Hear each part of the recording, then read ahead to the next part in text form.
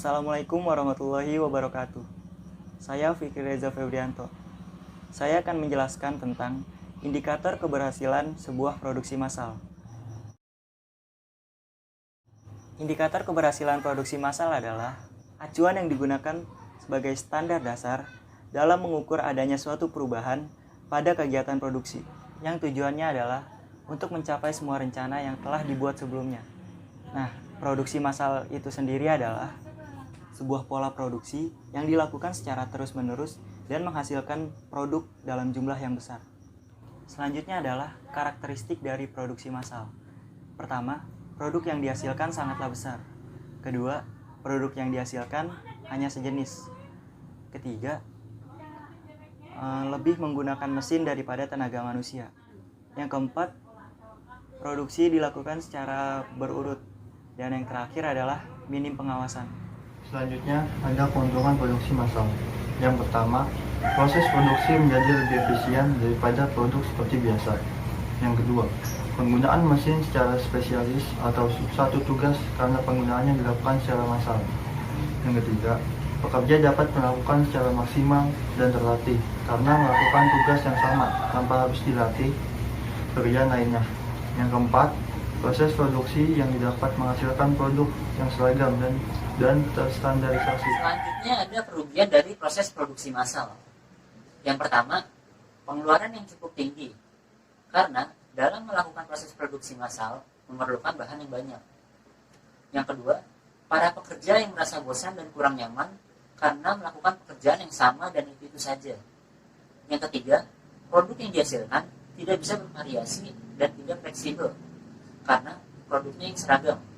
Yang keempat, memiliki risiko tinggi adanya pemberhentian proses produksi massal yang diakibatkan oleh mesin yang mengalami gangguan atau kerusakan yang dikarenakan proses produksinya itu saling berkaitan antara satu dengan yang lainnya. Ini adalah indikator keberhasilan yang perlu dilihat. Yang pertama itu adalah peningkatan modal, yang kedua jumlah produksi, yang ketiga jumlah pelanggan, yang keempat perluasan daerah, yang kelima perluasan pada pemasaran, yang keenam perbaikan sarana, dan yang terakhir pendapatan usaha. Jika indikator ini meningkat, otomatis produksi akan berhasil. Seperti yang kita tahu, jika jumlah pelanggan meningkat, jumlah produksi meningkat, otomatis terdapat peningkatan modal.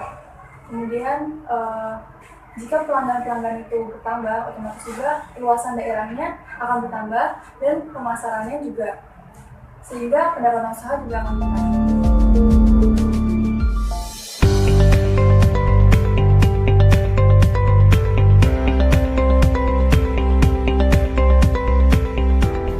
Selamat datang di PT Sarana Prima Nusantara Abadi. Kami merupakan perusahaan flexible packaging yang berdiri tahun 2005. Dan sampai saat ini, kami telah memiliki 30 lebih partner yang tersebar di Indonesia. Dengan luas area 10.000 meter persegi dan berlokasi di Cibitung, Bekasi, menjadikan kami perusahaan yang berlokasi strategis untuk menjangkau para konsumen kami.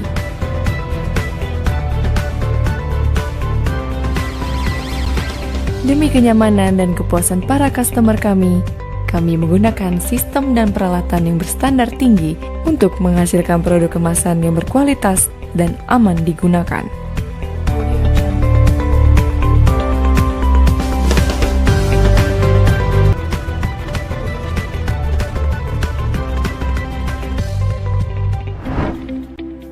Demi memberikan kualitas yang terbaik, kami mengutamakan kebersihan dan keamanan dalam lingkungan kerja kami.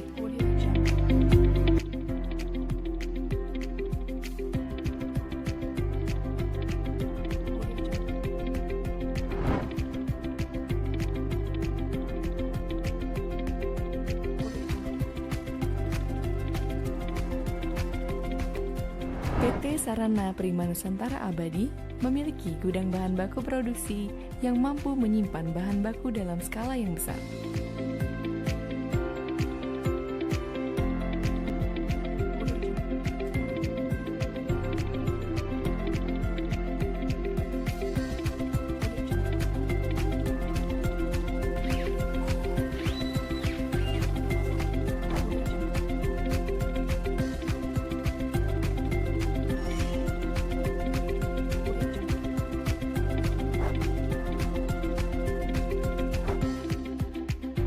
menjaga